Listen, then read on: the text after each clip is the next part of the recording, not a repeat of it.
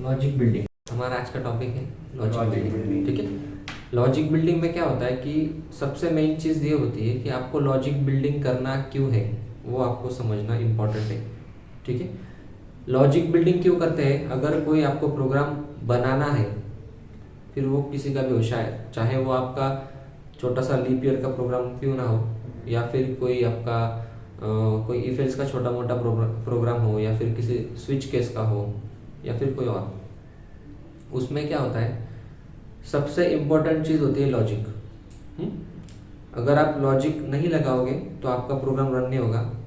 बहुत सारे बच्चों को ये दिक्कत आती है कि वो लॉजिक सही से लगा नहीं पाते, इसलिए उनका प्रोग्राम अच्छे से रन नहीं हो पाता, ठीक है। बहुत सारे बच्चों को कंप्यूटर में पढ़ने की इच्छा रहती है बहुत, लेकिन उनको क्या है ना कि देखिए, कंप्यूटर साइंस में अगर आपको पढ़ना है तो एक बात आपको मान के चलनी पड़ेगी। वो क्या है? आपका जो सिस्टम है, सिस्टम इन द सेंस क्या, आपका जो रेगुलरली आप कंप्यूटर में अलग अलग चीज़ें सीख रहे हो। अभी नया एआई का ज़माना है ना। उसके बाद अभी आप देख रहे हो चैट जीपीटी कितना ज़ोरदार काम कर रहा है। उसके नए नए लेटेस्ट वर्जन हर बार अपग्रेड होते हुए आ रहे हैं। आपने कभी सोचा है क्या कि चैट जीपीटी किस पे वर्क करता है? पता है, एआई पे वर्क करता है। वो एआई ही है, खुद चैट जीपीटी एआई है, लेकिन उसका जो पीछे का बैकएंड है वो किस पे काम करता है वो पता है आपको? मशीन लर्निंग पे सबसे मेन उसका बेस्ड है। मशीन लर्निंग ही क्यों? मशीन लर्निंग का आपको मीनिंग पता है क्या होता है? मशीन लर्निंग एक ऐसी चीज़ है जिसमें मशीन खुद लर्न करता है।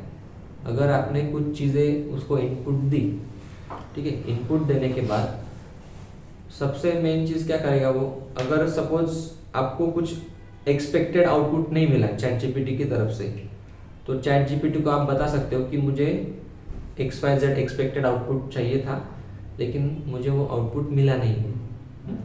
तो चैट जीपीटी क्या करेगा, उस चीज़ों से लर्न करेगा और नेक्स्ट टाइम आपको आउटपुट देते समय कुछ बेटर आउटपुट देगा, ठीक है। तो यहाँ पर हम लॉजिक बिल्डिंग की बात कर रहे थे। लॉजिक बिल्डिंग में खासकर बच्चे कब फेल होते हैं?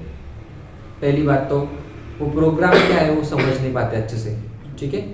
दूसरी बात, बच्चों को यही पता नहीं रहता है कि प्रोग्राम का जो इम्प्लीमेंटेशन है वो किस तरह से करना है, क्योंकि बच्चे प्रोग्रामिंग सीख लेते हैं, C++, जावा, पाइथन से लेकर जितने भी लैंग्वेजेस है सारे बच्चे सीख लेते हैं, लेकिन उनको ये चीज़ पता नहीं होती कि कहाँ पर कौन सी चीज़ यूज करनी है।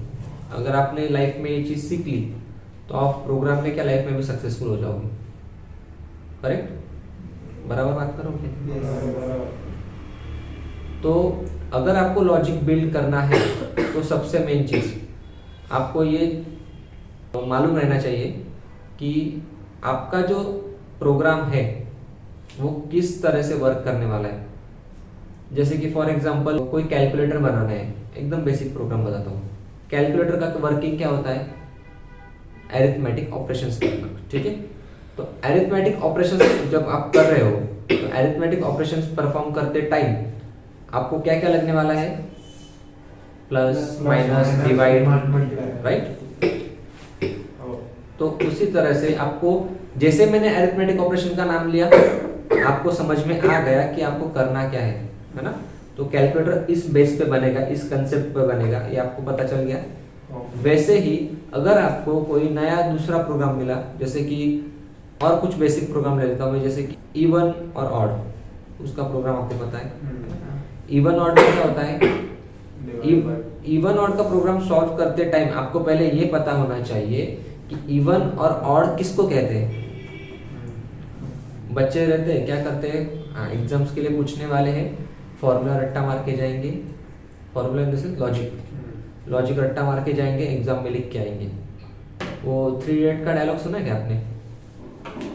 कौन सा वाला, जिसमें वो रैंचो उसको बोलता है कि सक्सेस के पीछे नहीं, आप पढ़ाई करके कॉलेज के 4 साल निकाल लोगे, लेकिन अगले 40 साल गधे की तरह मेहनत करोगे।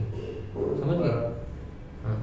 तो अगर आप प्रॉपरली लॉजिकली सब देखोगे, सबको समझोगे, तो आपका प्रोग्राम अच्छे से रन होगा, ठीक है। मैंने आपको बताया बच्चों को दिक्कत कहाँ आती है, एक तो प्रोग्राम को अच्छे से समझते नहीं है, उनका इम्प्लीमेंटेशन उनको अच्छे से आता नहीं है, और सबसे मेन चीज़ उनको लैंग्वेजेस के बारे में क्लैरिटी नहीं रहती है। अगर वो प्रोग्रामिंग लैंग्वेजेस सीख रहे हैं, उनको रहता है कि कॉलेज में हमने सीख लिया है, पढ़ लिया है, मतलब हमको सी लैंग्वेज आ गई, ऐसा नहीं रहता है, समझ गए।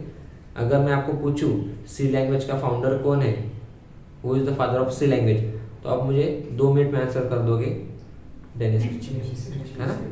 लेकिन अगर मैं आपको पूछूं कि एरे का सिंटैक्स बताओ, तो एरे का सिंटैक्स नहीं बता पाओगे। क्यों नहीं बता पाओगे? क्योंकि वो प्रैक्टिकल चीज़ है, और डेनिस रिची का जो नाम है वो थ्योरेटिकल चीज़ है। बच्चों ने क्या किया रहता है, एग्जाम्स के लिए रट्टा मारा हुआ रहता है, और बच्चे रट्टे के फ्लो में नाम बता देते, लेकिन सिंटैक्स नहीं बता पाते। सिंटैक्स मतलब क्या पता है क्या आपको? सिंटैक्स मतलब फॉर्मूला होता है जिसको प्रोग्रामिंग लैंग्वेज में हम सिंटैक्स बोलते हैं। अगर आपको आपका लॉजिक बिल्ड करना है अच्छे से, तो मैंने कुछ चीज़ें आपको पिछले लेक्चर में भी बताई थी। कनिष्क, क्या आप बता सकते हो कौन सी 3 चीज़ें थी वो? Dry run, correct. Next self implementation, good. Next, और तीसरी चीज़ थी कुछ, क्या था? और मोर प्रैक्टिस, है ना।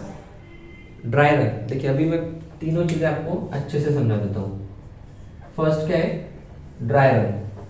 सेकेंड क्या है? सेल्फ इम्प्लीमेंटेशन, सेल्फ इम्प्रूवमेंट होगा वो, इम्प्लीमेंटेशन है। और तीसरा मोर प्रैक्टिस, ठीक है। अभी ये जो 3 चीजें आपने लिखी है, आपने जो ड्राई रन मतलब क्या होता है कि आपका जो प्रोग्राम है उसको आपको मैन्युअली पहले आपके नोटबुक पे ड्राई रन करना है। Dry run in the sense क्या, आपके नोटबुक पे उसको लिख के उसका लॉजिक चेक करना है। जैसे मैंने आपको बोला कि इवन और ऑड का प्रोग्राम है, इवन और ऑड के प्रोग्राम में आपको करना क्या है, यूजर से एक वैल्यू इनपुट लेनी है और उसको बताना है कि XYZ नंबर इज इवन और ऑड। ओके, यहाँ पर ये तीनों चीजें आपको काम में आती है। जैसे कि सबसे मेन चीज आपको ये पता रहना चाहिए कि इवन और ऑड क्या होता है। इवन और ऑड क्या रहता है? ऐसी वैल्यू, ऐसा नंबर जिसको 2 से डिवाइड किया जा सकता है। अभी डिवाइड तो हर एक नंबर को किया जा सकता है, लेकिन उसको डिवाइड करने के बाद उसका रिमाइंडर 0 आना चाहिए। मतलब उसको क्या, पूरी तरह से उसको हम डिवाइड कर सकते हैं। ऐसे नंबर को क्या कहा जाता है? Even number. तो ड्राई रन में आप यही कर सकते हो। जैसे कि आपको पता है, सपोज मैंने 2 एक नंबर लिया और 2 को मैंने डिवाइड करके देखा। जैसे कि हमारी जो पुरानी टेक्निक थी, अभी आप वही यूज कर रहे होंगे।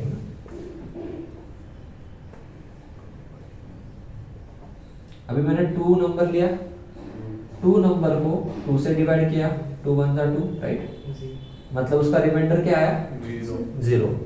अभी उसका रिमाइंडर चाहिए तो आपको आपके दिमाग में तुरंत एक रिकग्नाइजेशन होना चाहिए।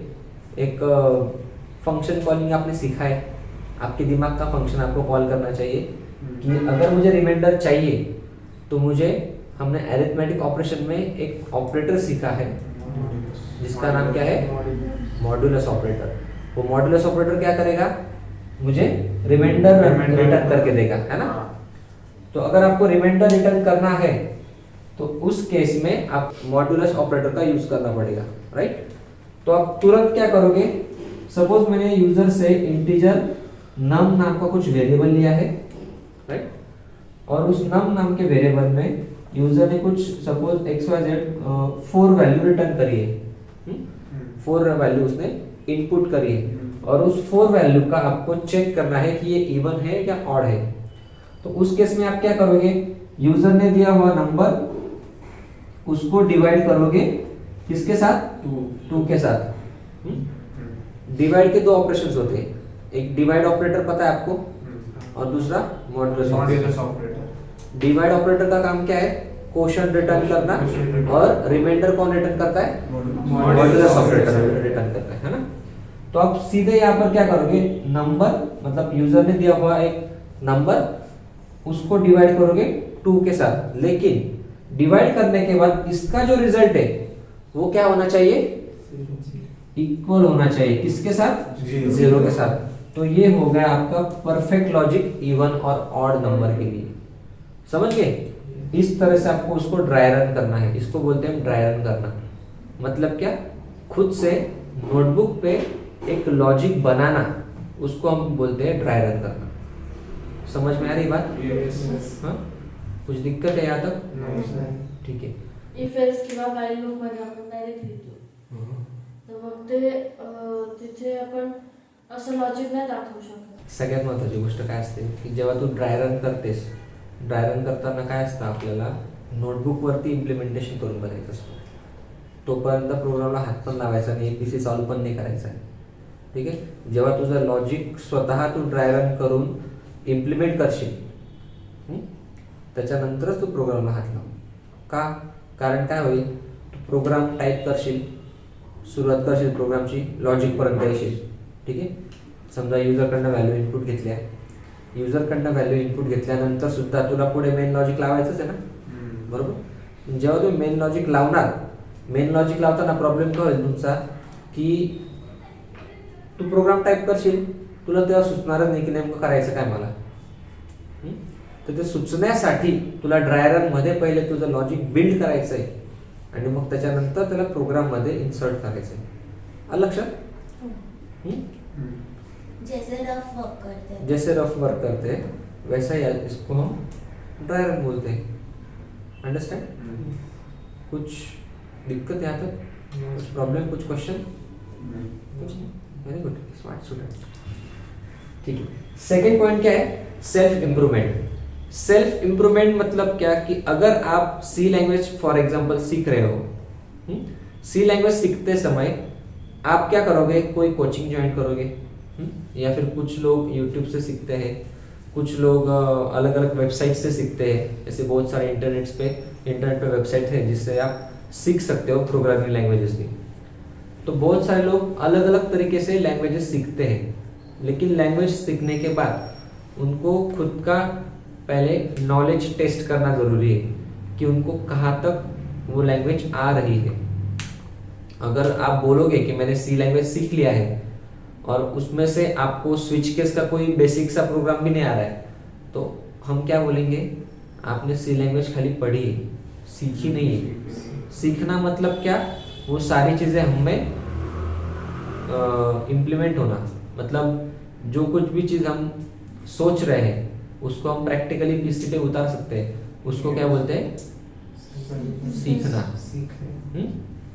अगर आप कोई भी पर्टिकुलर चीज़ सीख रहे हो, जैसे कि कुछ क्रिकेट भी खेल रहे हो, तो कोई बैटिंग सीख रहा है या कोई बॉलिंग सीख रहा है, तो बॉलिंग का टिप जो कोच देता है उसको आप जब इम्प्लीमेंट करोगे, उस पर आप जब प्रैक्टिस करोगे, तब जाके आपका क्या होगा?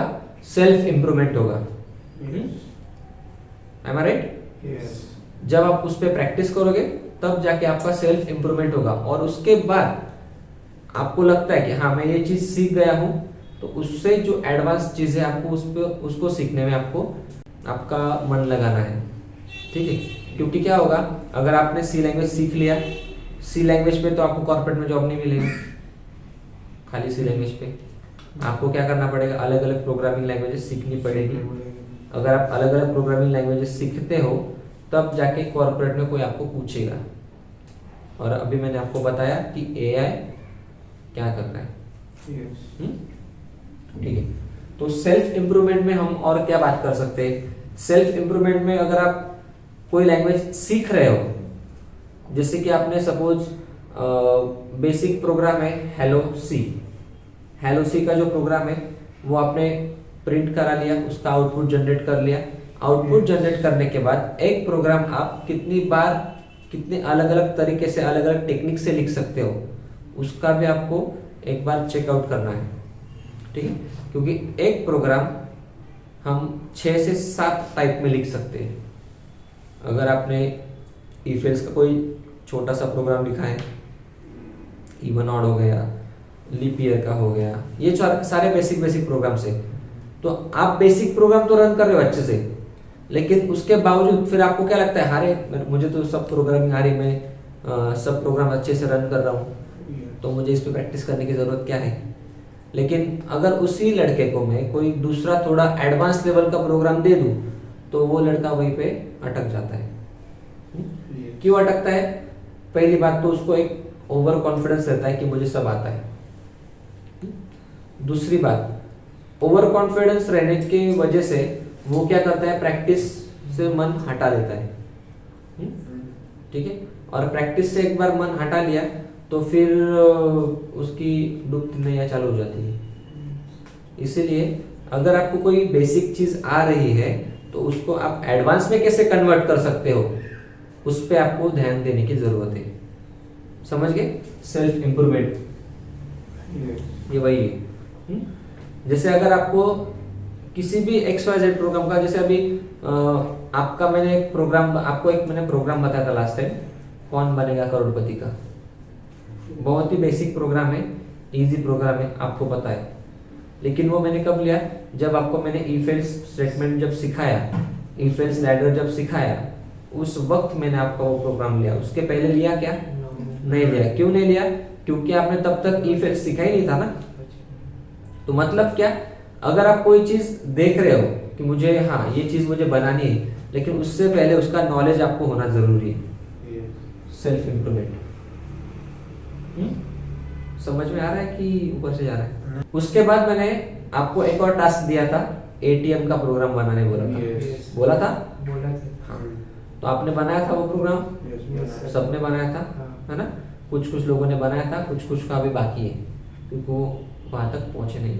तो ATM का जब आपने प्रोग्राम बनाया तो माइंड में सबसे पहले क्या लाया? मुझे क्या क्या चाहिए? मुझे ट्रांजैक्शंस चाहिए। कौन से ट्रांजैक्शन चाहिए मुझे? बैलेंस चेक होना चाहिए। बैलेंस चेक होने के बाद डिपॉजिट अमाउंट कितनी है वो यूजर से इनपुट लेना है, और इनपुट लेने के बाद जो मेरा करंट बैलेंस है और जो डिपॉजिटेड अमाउंट है, दोनों का क्या दिखना चाहिए? एडिशन दिखना चाहिए। मतलब क्या, आपको एक लॉजिक क्लियर होगा ना अपने आप, क्या मुझे अगर डिपॉजिट करना है तो करंट बैलेंस और डिपॉजिटेड अमाउंट दोनों को क्या करना है? ऐड करना है। तब जाके मैं क्या कर सकता हूँ? डिपॉजिट का कोड बना सकता हूँ, उसका लॉजिक बना सकता हूँ। अगर मुझे विड्रॉ करना है तो विड्रॉ में क्या है? यूजर से लिए हुए अमाउंट माइनस जितना मेरा बैलेंस है, करंट बैलेंस, उन दोनों को क्या करना है? माइनस करना है। ठीक है, दोनों को अगर माइनस करोगे तो मुझे अपने आप विड्रॉल का बैलेंस मिल जाएगा।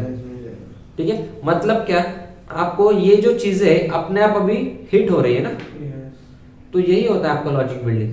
अगर आपको छोटा सा भी प्रोग्राम कोई बनाना है तो उसके पीछे की वजह देखो कि हमें बनाना क्यों है और उसका वर्किंग कैसे होने वाला है।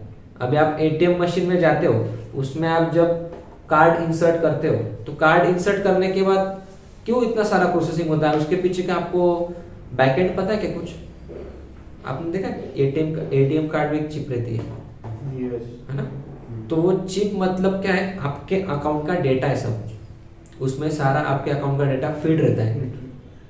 और जब वो ATM कार्ड में आप इंसर्ट करते हो, जब आप ATM में उसको इंसर्ट करते हो कार्ड को, तब वो जो ATM है उस चिप को रीड करके आपके अकाउंट का पूरा डेटा निकालता है, जो कि उसके डेटाबेस में ऑलरेडी है। किसके? ATM के, है ना? क्योंकि ATM में से नहीं डब्बा खड़ा रहता है, उसके अंदर भी प्रोग्रामिंग रहती है। जब उसमें प्रोग्राम जाते हैं तो प्रोग्राम्स में वो चिप को रीड करने का एक डिवाइस लगाया हुआ रहता है, जो कि आपके चिप को रीड करके उसका जो डेटाबेस है, उसके डेटाबेस से आपका डेटा फेच करेगा और फिर आपको दिखाएगा। तो आप ATM का अगर नॉर्मल भी प्रोग्राम कर रहे हो तो उसमें आपको अभी चिप तो नहीं मिलेगी या फिर कोई ATM कार्ड तो नहीं मिलेगा, क्योंकि उसके लिए क्या लगेगा? हार्डवेयर लगेगा। हार्डवेयर अभी आप ATM तो पूरा बना नहीं पाओगे ना जल्दी तुरंत लगे। तो इसलिए आपको क्या करना पड़ेगा? बेसिक एक मॉडल आपको तैयार करना है। बेसिक मॉडल बनाते समय आप क्या करोगे? एक पर्टिकुलर अमाउंट आप अपने आप इंसर्ट करके रखोगे वहां पर बाय डिफॉल्ट, Yes. जैसे हम जिसको हम इनिशियलाइजेशन बोलते हैं, Initialization. है ना। एक पर्टिकुलर वैल्यू आप इनिशियलाइज कर सकते हो और उसके बाद फिर उस पर आप ऑपरेशंस परफॉर्म कर सकते हो। उस पर आप और चीज क्या कर सकते हो, पासवर्ड लगा सकते हो। पासवर्ड लगाना आपको आता है, सीखा है आपने वो सब, है ना। उसके बाद आप और क्या कर सकते हो, यूजर से उसका नाम पूछ सकते हो, वो डिस्प्ले कर सकते हो, है ना। मतलब जो जो चीजें आप यूजर से आपने इनपुट ली है उसको तो आप डिस्प्ले ऑब्वियसली कर सकते हो। उस पर आप एक्स्ट्रा चीज क्या कर सकते हो, पासवर्ड लगा सकते हो। Yes. और कुछ चीजें होती है जो टीचिंग के टाइम बताई नहीं जा सकती, लेकिन वो आपको खुद को सीखनी पड़ती है। जैसे कि सपोज मुझे मेरे कंप्यूटर में से मैंने जो प्रोग्राम बनाया है उसी का फाइल मुझे डिलीट करना है अपने आप, तो उसका भी कुछ कोड होता है। तो वो फाइल अपने आप कैसे जाएगी, उसको आपको क्या करना पड़ेगा, पढ़ना पड़ेगा पहले कि ये चीज होती कैसे है। जैसे आपको मैंने बताया था हमारा जो कौन बनेगा करोड़पति का जो प्रोग्राम था, उसमें हमने क्या किया था, अगर किसी ने आंसर गलत दिया तो गलत देने के बाद हम क्या करते हैं, उसको ऑटो टर्मिनेट कर देते हैं, है ना। अगर हमने उसको ऑटो टर्मिनेट करने का जो कोड है वो नहीं लिखा तो वो क्या करेगा, आंसर गलत भी है फिर भी नेक्स्ट क्वेश्चन के ऊपर जाएगा। और केबीसी का रूल क्या है, अगर आंसर गलत है तो मतलब आपको गेम छोड़ के जाना पड़ेगा, है ना। तो जब भी आप प्रोग्राम रन करते हो तो क्या होता है, रन करने के बाद अगर आंसर गलत है तो अपने आप वो प्रोग्राम टर्मिनेट हो जाता है। तो ये बेसिक चीज आपने कहाँ से पढ़ी, हमने यहाँ पर वो पढ़ाया। लेकिन ऐसी भी कुछ चीजें होती है प्रोग्रामिंग में जो हम यहाँ पर पढ़ा नहीं सकते बच्चों को, उसके रीजंस होते हैं अलग अलग। बच्चे उसका कभी कभी मिसयूज भी कर सकते हैं। अभी हमारे कुछ स्टूडेंट थे, उन्होंने एक प्रोग्राम बनाया था, वो प्रोग्राम था एग्जाम में चीटिंग करने का। अभी वो एग्जाम में चीटिंग करने का जो प्रोग्राम है वो तो हम नहीं सिखा सकते आपको, लेकिन बच्चे क्रिएटिव रहते हैं, वो ऐसे क्रिएटिव काम करते रहते हैं, है ना। तो इस चीजों की वजह से हम आपको कुछ चीजें नहीं सिखा सकते, नहीं तो सिखाने के लिए प्रोग्रामिंग में बहुत कुछ है। ओके, तो सेल्फ इंप्रूवमेंट का आपको पॉइंट ध्यान में आया। सेल्फ इंप्रूवमेंट आपको कैसे करनी है, ड्राई रन का आपको समझ में आ गया होगा। ओके, तो यहां तक तो आपका 60-70% काम हो गया है कि मुझे लॉजिक कैसे बिल्ड करना है।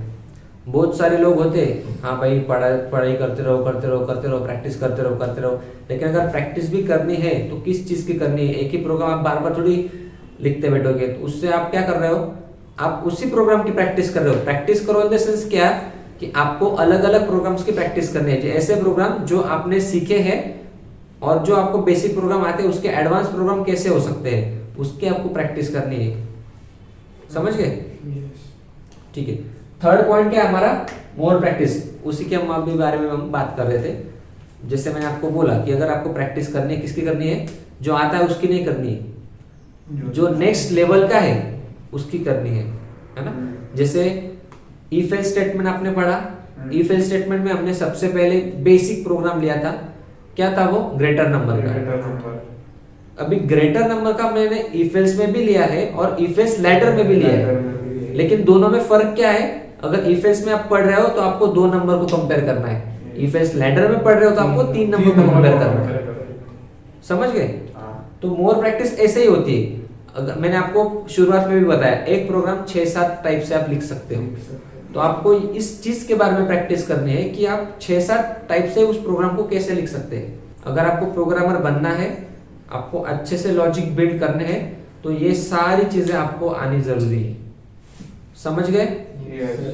और लॉजिक बिल्ड करते समय आपको एक और चीज का ध्यान रखना है, जो मार्केट में नई नई चीजें क्या क्या आ रही है। जैसे अगर आप जावा सीख रहे हो, पाइथन सीख रहे हो, पाइथन में बहुत सारे पैकेजेस हैं, जावा में पैकेजेस है, कुछ पैकेजेस नए आते हैं मार्केट में, कुछ चीजें डेप्रिकेट हो जाती है। डेप्रिकेट इन द सेंस क्या, उनको जावा से पाइथन से हटाया जाता है ना। तो ये जो चीजें वो आपको पता होनी चाहिए। जैसे अगर आप कोई एप्लीकेशन डेवलपमेंट कर रहे हो, मोबाइल ऐप बना रहे हो, तो मोबाइल ऐप बनाते समय आपको पता होगा आप जावा में प्रोग्राम करते हो, है ना। लेकिन आपको ये भी पता होना चाहिए कि उसका एप्लीकेशन डेवलपमेंट हम कॉटलिन में भी कर सकते हैं। कॉटलिन लैंग्वेज है, पता है? कॉटलिन एक लैंग्वेज है, प्रोग्रामिंग लैंग्वेज है, जिसमें आप मोबाइल के एप्लीकेशन बना सकते हो। अगर आपको iOS के एप्लीकेशन बनाने हैं तो आपको स्विफ्ट का यूज़ करना चाहिए। स्विफ्ट मतलब लैंग्वेज है, प्रोग्रामिंग लैंग्वेज, गाड़ी का नाम नहीं बता रहा हूँ, ठीक है?